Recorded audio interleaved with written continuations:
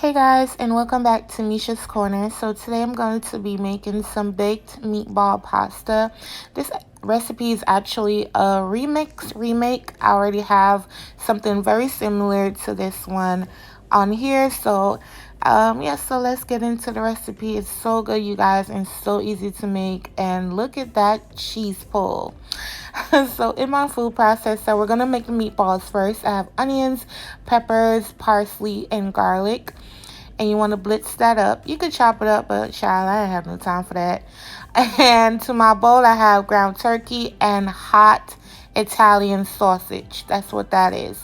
And you already know Italian sausage have a lot of salt, has a lot of seasoning, so you won't be seeing me add a lot of seasoning here.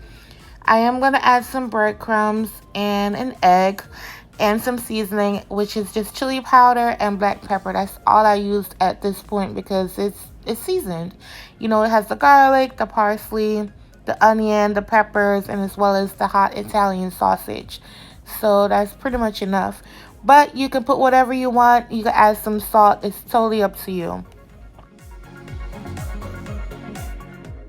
So after I sprayed my pan, I started rolling my meatballs. At first, I was like, maybe I want a ton of small baby balls. That don't even sound right. Ignore that, y'all. But anyway, meatballs on top. But then I made them kind of big. I just preferred that look. But if you want really small meatballs, then you could go ahead and make them small. These are what they look like out the oven.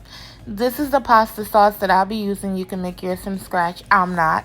But this is the one I have. This is a sugar-free pasta sauce. And yeah, so I also have mozzarella cheese and Parmesan cheese. This is onion, pepper, tomato, and garlic. That was just some little straggler tomatoes I had laying around. It's actually optional, but I used it. To the pot that I boiled my penne pasta, I added some coconut oil and the vegetables I just showed you guys. And I'm going to saute it down for about 5 minutes.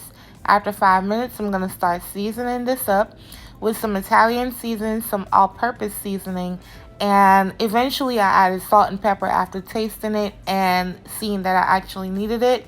So again, this is more so taste. Okay, you guys, this is more so taste. So then you're going to add your pasta sauce just like this. I added some water to thin it out because that's just what I do. Mix that up and allow it to simmer for a couple minutes. Just like this.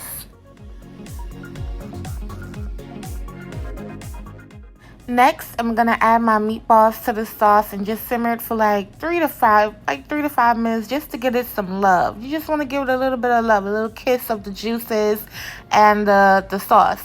So that's all that is. So I removed the meatballs and now I'm going to add the pasta to the sauce just like this. So, of course, the pasta is going to sit in this sauce. Make sure your oven is preheated to about 400, 425 because all we're going to do is melt cheese. You then want to add your mozzarella to this mix. And when you add the mozzarella and it all comes together, cut the heat off because you don't want to dry this completely out. Look how good this looks, you guys. It was just so delicious. I really like that pasta sauce. I've never used that one before. That's really good. So if you guys can find it, make sure you guys check that out. And this is not promo. I was not paid, but it was actually really good. Add the pasta to whatever pan you got. This is the pan I got. Okay, don't judge me. This is the pan I got. Add some mozzarella. Then you're going to start topping it with your meatballs. And you just strategically just put it all over. And yep.